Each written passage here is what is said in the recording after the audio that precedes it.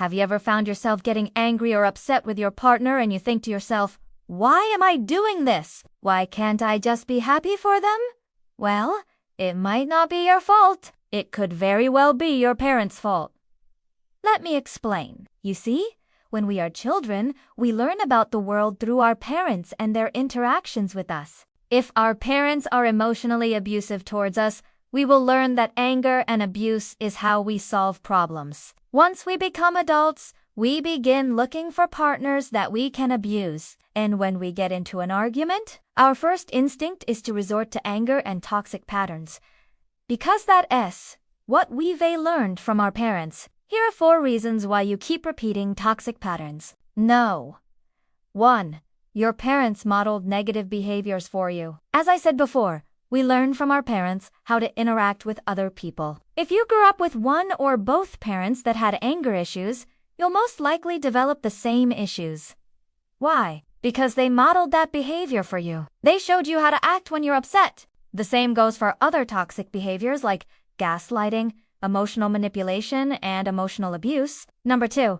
Your parents may have made you feel that you deserve their mistreatment. Children that grow up with emotional abuse often end up believing that they deserve to be treated poorly. This can stem from many different types of abuse, including physical, sexual, and verbal. Any type of abuse can cause you to believe that you are not worthy of love and respect. No.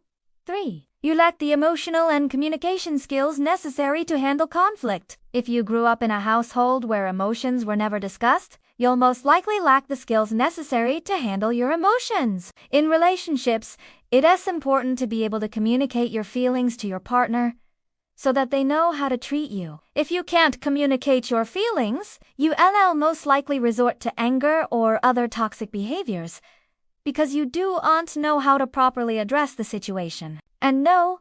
4.